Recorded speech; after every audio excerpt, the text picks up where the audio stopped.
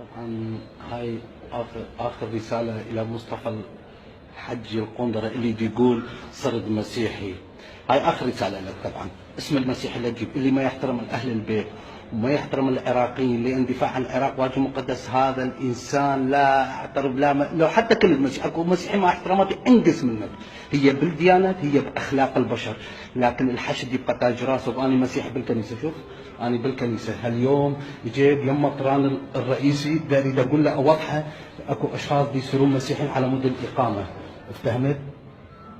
هاي مريم العذراء رسالتي هي اقول لك اسم العراق واسم المسيح اللي جبت حلقت زين. اي ما كان دينك اذا ما تحترم العراق هذا الدين نجس، استغفر الله.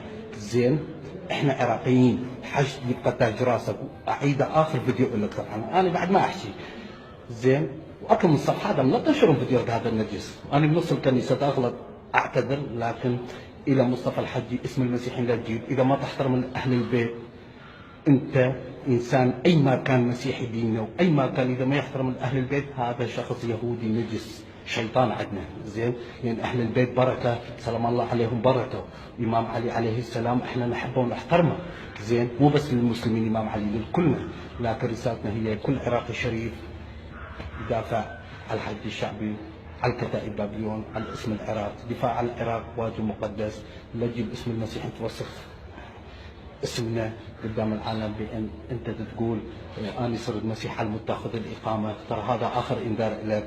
زين زين بعد دينك اللي يبيع دينه باكر يبيع دين غيره هم. افتهمت؟ هاي كلاوات في قدم لما توكل.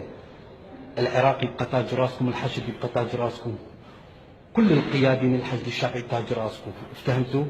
انت مصطفى الحجي كافي لك حوايه. ترى لا تقول ما يقدر يوصلونه. زين لا تفكر القاده ما يقدر يوصلك باوروبا، لكن هم اكو فكريات ببالهم. شلون ما قلت كافي مصطفى الحجي.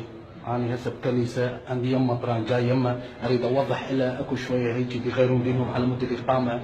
اللي غير دينه باكر هم يغير غير دين الله. اهم شيء هو عراقي، اهم شيء هو عراقي يدافع عن العراق. افتهمت؟ انت مو مستغفر الله شيء تحاسب البشر، الله من يحاسب، لكن بعد شرفك وبعد عراقيتك وبعد حشدنا اللي يدافع عليك واللي كنت تقول حشد حشد على مصلحتك تاخذ اقامه، والله باكر تبيع اخوك تبيع شرفك هم. زين العراقي يبقى تاج راس وحشدنا يبقى تاج راس اكبر واحد. زين خلي تسمع العالم احنا عندنا ترخيص من دوله اوروبيه نحكي باسم الكتائب بابليون الشيخ ريان. افتهمت؟ لا نخاف من اكبر واحد. الحشد يبقى تاج راسكم. مصطفى الحجي لا تلعب ذيلك هوايه، ترى ياثر على المعده.